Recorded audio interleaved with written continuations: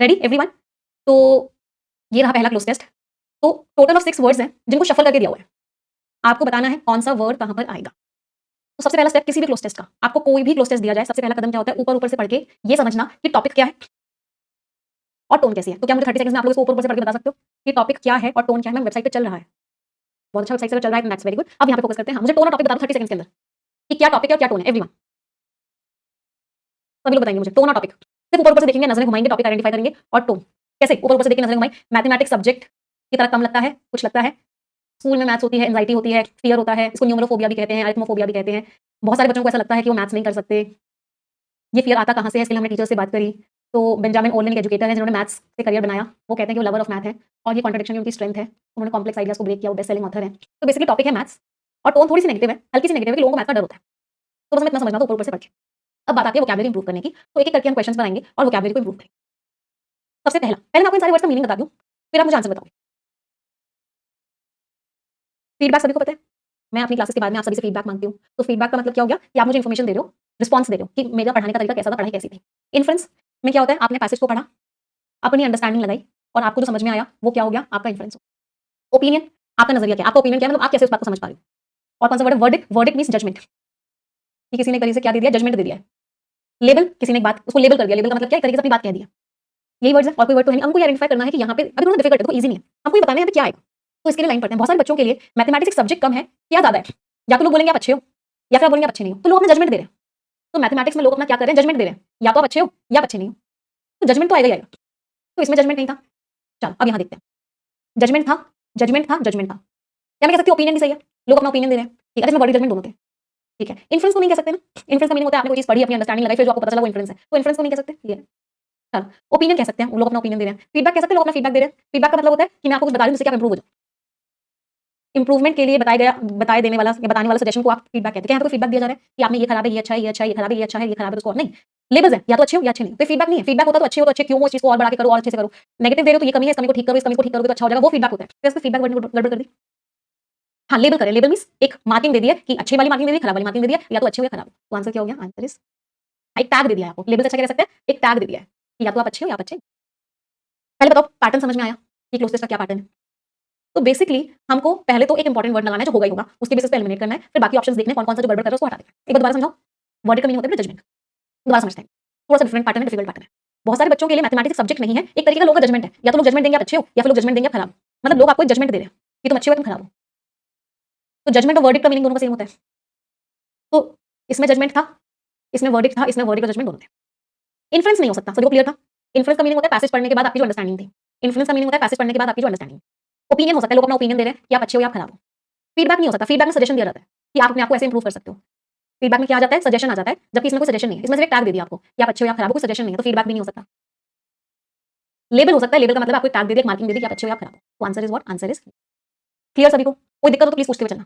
आगे बढ़े। Ma'am article है तो इससे भी हमको हेल्प होगी कि opinion you are more like. अच्छा इसमें एक ठीक कर लेना, एक चीज बस ठीक कर लेना, ए के साथ में स्लैश एन लगा देना, टीम हमेशा भूल जाती है। मैं हमेशा बोलती हूँ आर्टिकल वाली हेल्प कभी नहीं होनी चाहिए पैसेज में। ए और एन साथ में लिखना, तो इसमें बस एक ठीक कर लेना, ए के साथ एन लगा देना। क्लियर, क्योंकि अगर एन आर्टिकल नहीं होता और तो ओपिनियन भी नहीं हो सकता। तो हमेशा जब ए आर्टिकल लिखा हो समझ लेना थोड़ा सा गड़बड़ है, मिस्टेक है, पीपीटी में ए स्लैश एन होगा, क्योंकि आर्टिकल वाली हेल्प मैं आपको कभी नहीं करूंगी क्वेश्चन। चलो अगला करें ट्राई, साथ में करेंगे।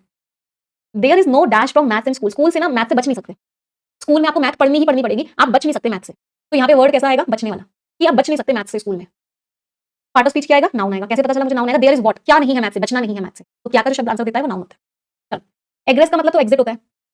एग्रेस का मतलब क्या होता है कि वो इंसान क्या कर गया, वो इंसान वहां से एग्जिट कर गया। और कौन सा वाला एग्जिट होता है कि दरवाजे से बाहर जा रहे, मतलब फिजिकल एग्जिट होता है। फिजिकल एग्जिट मींस दरवाजे से बाहर जा रहे, तो मैथ्स के दरवाजे से बाहर नहीं जा सकते, नहीं हो सकता। हाँ एस्केप हो सकता है, मैथ से बच नहीं सकते। एस्केप हो सकता है, तो इसमें भी एस्केप है, ठीक है। रिट्रीट का मतलब होता है वापसी। आप अगर किसी चीज से रिट्रीट कर गए, इसका मतलब क्या है कि आपने एक तरीके से अपना कदम वहां से हटा लिया, वापसी ले ली वहां से। आप किसी चीज में जा रहे थे, बहुत प्रॉब्लम दे रही थी, आपने वहां से क्या कर लिया, रिट्रीट कर लिया। अकबर की सेना मान लो सदर्न इंडिया में अटैक करने जा रही थी, फिर उसने वहां से रिट्रीट कर लिया, मतलब वापस कदम ले लिए, मींस विड्रॉ कर लिया। तो मैथ से वापसी नहीं है, चलो वापसी भी हो सकता है। चलो रिप्रीज का मतलब होता है सुकून। मैथ से आपको सुकून नहीं मिल सकता, सही है रिलीफ। मैथ से सुकून नहीं मिल सकता। मैथ से इवेजन नहीं हो सकता, इवेजन मींस अवॉइड नहीं कर सकते आप मैथ्स। तो ये भी सही है, मैथ को अवॉइड नहीं कर सकते। रिट्रीट सही है, इवेजन सही है। अगला वर्ड क्या आता है, नेक्स्ट वर्ड इज फरलो। फरलो का मतलब होता है कि मैं ना स्कूल नहीं आ पाऊंगा, तो मुझे क्या दे दो, मुझे छुट्टी दे दो।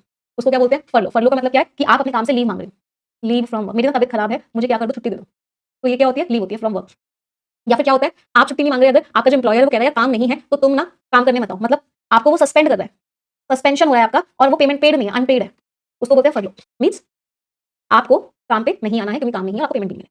टेम्परेरी सस्पेंशन कह सकते हैं। तो ये नहीं हो सकता, ये नहीं हो सकता, तो ये भी कैंसिल हो गया। एग्रेस की वजह से भी कैंसिल हो गया था, एग्जिट नहीं हो सकता। रिप्रीव का मीनिंग रिलीफ, इसको रेस्पाइट भी बोलते हैं।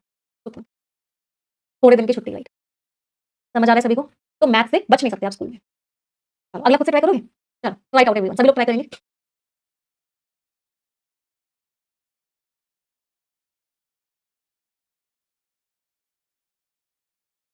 लेकिन सच्चाई ये है, ये जो फियर है ये बहुत ज्यादा क्या है जितना हम एडमिट करते हैं। पहले सारे वर्ड्स का मीनिंग बताऊंगी, फिर आप लोग मुझे आंसर बताना।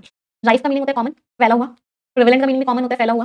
कॉमन तो है ही यहाँ पे, इसको वाइड स्प्रेड भी कह सकते हैं, फैला हुआ। मतलब डर बहुत फैला हुआ है, बहुत लोगों के अंदर ये डर है। ऑर्डिनरी का मतलब है जो बहुत एक्स्ट्रा ऑर्डिनरी, नॉर्मल। राइफ का मीनिंग है बहुत ज्यादा फैला हुआ। टिपिकल शब्द का मीनिंग क्या होता है? कोई किसी चीज की कैरेक्टरिस्टिक, एक्सपेक्टेड। कॉमन है, ऑर्डिनरी मतलब नॉर्मल सा है। स्टैंडर्ड है मतलब ये चीज आपको फॉलो करनी करनी है, कोई चीज स्टैंडर्ड होती है मतलब नॉर्मल होती है। स्टैंडर्ड है, नॉर्मल है। टिपिकल है, एक्सपेक्टेड है।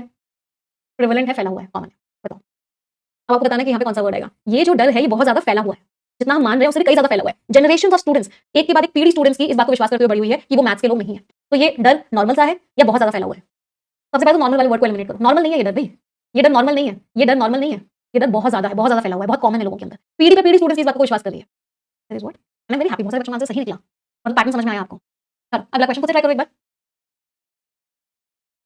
एवरीवन।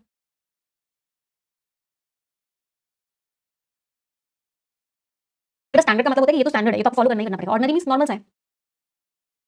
अच्छा पहले मीनिंग्स बता देती हूँ। इनहेरेंट का मतलब आपके अंदर से है वो चीज, तो कोई भी चीज अगर इनहेरेंट होती है मतलब आपके अंदर से होती है, नेचुरल होती है।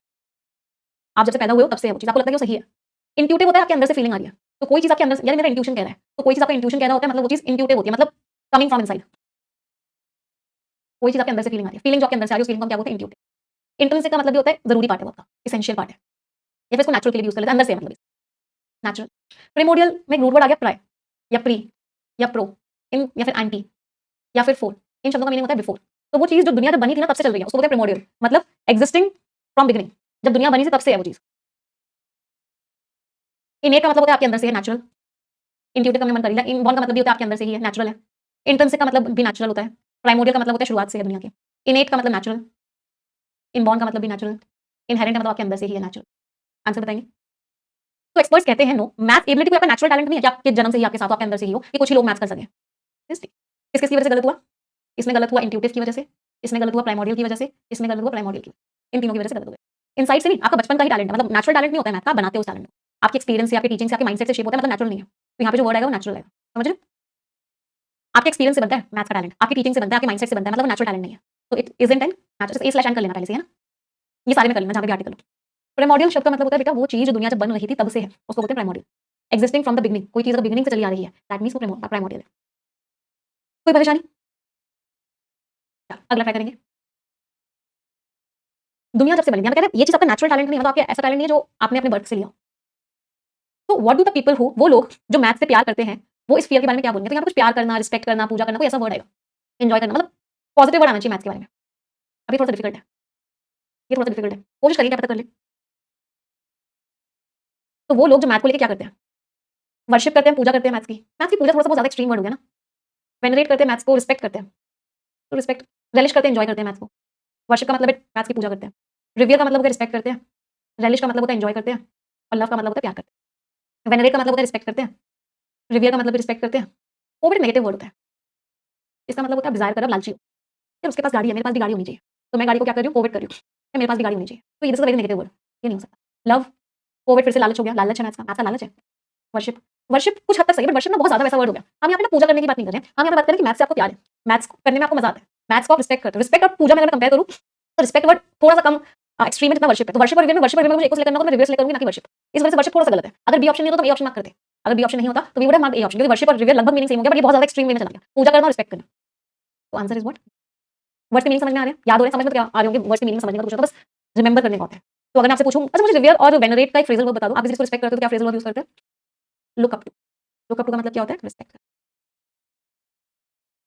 अगला, अब अगला क्वेश्चन मुझसे करो, मैं बिल्कुल भी हेल्प नहीं करूंगी। याद है लोगों को look up to? Very good, मतलब एडिटोरियल में रेगुलरली आ रहे हो। अगला क्वेश्चन मुझे बताएंगे। Based in Minnesota, Ben describe करते हैं कि वो मैथ्स को प्यार करते हैं, ड्राइंग में बहुत खराब है वो। और ये जो कॉन्ट्रडिक्शन है, जो ऑपोजिट चीजें हैं, उनकी स्ट्रेंथ है। स्टिक के फिगर से, अच्छा उनके स्केचेस कैसे होंगे अगर वो ड्राइंग में खराब है? तो पहले मुझे टोन बताओ, टोन कैसी आएगी? अगर वो ड्राइंग करने में खराब है तो वो जो स्केच बनाएंगे वो कैसे होंगे? अच्छे होंगे या खराब होंगे? अच्छे नहीं होंगे ना, नेगेटिव का वर्ड आना चाहिए था। बहुत सिंपल से होंगे उनके सेंटेंस, अच्छे नहीं होंगे। चलो, एलिमेंट्री मीन्स बेसिक, लेजिबल का तो मतलब इसको पढ़ सको। कहते इसको पढ़ोगे कैसे भाई? That can be read, that can be red, red जिसको पढ़ सको। तो स्केचेस को पढ़ोगे कैसे? स्केचेस को तो देखोगे, तो लेजिबल वर्ड तो नहीं हो सकता। लेजिबल इसमें भी लिखा हुआ है। ऑर्नेट का मतलब होता है बहुत सुंदर, बहुत डेकोरेटेड है कोई चीज, सुंदर है। सुंदर भी नहीं हो सकते उनके स्केचेस, क्योंकि ड्राइंग तो खराब है भाई, तो सुंदर कैसे होंगे? ट्रिवियल का मतलब मामूली से है, इनसिग्निफिकेंट, इसकी कोई वैल्यू ना हो। Rudimentary means basic, pair means basic, elementary means basic, rudimentary means basic. Ornate means बहुत सुंदर है, सुंदर कैसे होंगे भाई? उनकी ड्राइंग तो खराब है। ये तो मुझे लग रहा है ये आर्टिकल मेरे लिए लिखा हुआ है एक तरीके से, बस मैथ की जगह इंग्लिश कर देना चाहिए। तो जो I am a lover of English but bad at drawing, तो मैं आप लोगों के लिए ऐसे ऐसे स्केचेस बनाती हूँ कि आप लोग के लिए फन हो जाता है। ऑर्नेट सुंदर, सुंदर तो नहीं हो सकते, डेकोरेटेड तो नहीं हो सकते। पेयर मीन्स बेसिक है। ट्रिवियल इनसिग्निफिकेंट भी नहीं, ऐसा नहीं कोई वैल्यू नहीं, वैल्यू तो है ना उनकी। जब वो टीचर है बेस्ट और बहुत अच्छे से पढ़ा रहे हैं, बच्चों को मजा आ रहा है, तो वैल्यू तो है, इनसिग्निफिकेंट भी नहीं, ट्रिवियल भी नहीं हो सकता। तो answer is what? Answer is legible, जिसको पढ़ सको। मेरी हैंडराइटिंग लेजिबल है, इलेजिबल है। बहुत सारे लोग बोलेंगे लेजिबल है, बहुत सारे लोग बोलेंगे लेजिबल है। लेजिबल जिसको पढ़ सको, इलेजिबल जिसको पढ़ना सको। कोई दिक्कत? समझ आया फर्स्ट क्लोज टेस्ट सभी को? मैम हॉर्स बना दो एक बार। चलो, अगला वाला खुद से ट्राई करोगे? अभी हमने ट्रिपल वाला किया, अब हम डबल वाला करने वाले हैं, और वर्ड्स थोड़े से डिफिकल्ट है बट कोशिश करो एक बार। नहीं होगा मैं समझाऊंगी, नए नए वर्ड सीखने को मिलेंगे, बट कोशिश एक बार जरूर करना। चलो, सभी के पास 4 मिनट का टाइम है, and your time starts now. चलो, ऑल द बेस्ट।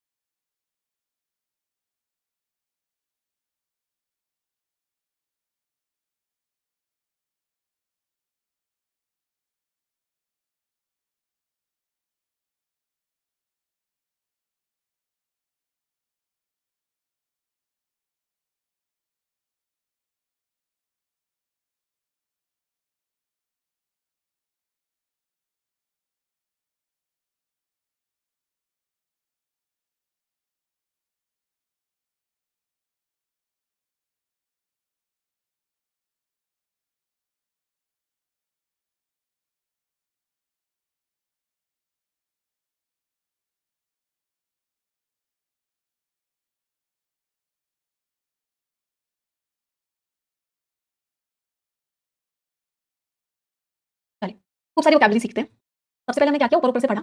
पार्लियामेंट कोई एक्ट लेके आई है जो न्यूक्लियर एक्टिविटी वाला लेजिस्लेशन था उसको कुछ कर देगा, फॉरेन फंडिंग आ जाएगी, हमारी न्यूक्लियर कैपेसिटी इंक्रीज हो जाएगी, ये इतना ऐड कर देंगे। मतलब बेसिकली एक्ट के बारे में दिया हुआ है कि एक्ट क्या क्या लेके आया, एक्ट में क्या क्या चीजें होंगी। तो बेसिकली टॉपिक वही हो गया, शांति एक्ट, और टोन इन्फॉर्मेटिव हो गई कि शांति एक्ट में क्या क्या होगा, वो सारी बातें बताई गई है।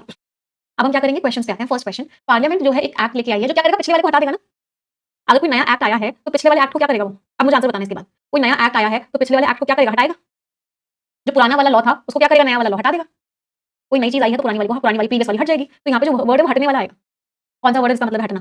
आंसर बताओ। इनैक्ट का मतलब होता है लागू करना, अमेंड का मतलब है चेंजेस, एनल और रिपील दोनों का मतलब होता है हटा देना, कैंसिल कर देना। रिटेन का मतलब है कंटिन्यू करवाना, स्ट्रीमलाइन का मतलब है और अच्छा कर देना, स्मूथ कर देना। एंडोर्स का मतलब है सपोर्ट करना, और सस्टेन का मतलब है लगातार करना। हटा देना, answer is B, annul repeal. और क्या कैसे लिख सकते हैं इसके? Annul repeal, abrogate, nullify, rescind, revoke, abolish. इन सब का मतलब क्या होता है, उस चीज को रिमूव कर देना। नलीफाई स्पेशल लिख लो, उस चीज को क्या कर देना, हटा देना। अगला, शांति एनकरेज करती है प्राइवेट कंपनीज को कि वो पार्टिसिपेट करें और फॉरेन फंडिंग को फ्लो करवाना अलाउ करती है। अगर आप किसी चीज को अलाउ कर रहे हो, मैं तुम्हें अलाउ करता हूँ मूवी देखने जाना, या मैं तुम्हें अलाउ करता हूँ कि तुम इवेंट में आ जाओ, आप किसी इंसान को अलाउ कर रहे हो, तो क्या वो इंसान 100% आएगा? अगर हमने एक एक्ट बनाया और उस एक्ट में हमने बोला कि फॉरेन फंडिंग अलाउड है, तो क्या मैं कह सकती हूँ कि वो 100% आएगी आएगी? नहीं, पहले मुझे जवाब दो इस बात का। मैंने बोला कि ये चीज अलाउड है, तो क्या मैं बोल सकती हूँ कि वो 100% आएगी आएगी? सर्टेनली का मतलब है 100% आएगी आएगी, इनवेरिएबल का मतलब है 100% आएगी आएगी, कोई एक्सेप्शन नहीं है। अश्योर्डली का मतलब है 100% आएगी आएगी। तो क्या फॉरेन फंडिंग फ्लो करेगी इंडिया में 100% इंडिया के एक्ट बना देने से? या इंडिया के एक्ट बना देने से फॉरेन की जो फंडिंग है, बाहर से जो पैसा है, वो इंडिया के सेक्टर में 100% आएगा? नहीं कह सकते, चांसेस हैं आएगा। पोटेंशियल और कंसीवली का मतलब क्या होता है? पॉसिबली। चांसेस हैं कि आएगा, कंसीव करें, हमारा आइडिया है कि हम अलाउ कर देंगे तो आएगा, सर्टेनली नहीं कह सकते। तो answer is what? Certainly means 100%, eventually means finally, formally means formal environment में, इनवेरिएबली मींस कोई एक्सेप्शन नहीं है, विदाउट एनी एक्सेप्शन होगा ही होगा वो काम, एक्सप्लिसिटली मींस क्लियरली, अश्योर्डली मींस 100% होगा ही होगा। एडवर्ब कैसे? अलाउ वर्ब है, वर्ब के बारे में जो वर्ड बताता है वो एडवर्ब।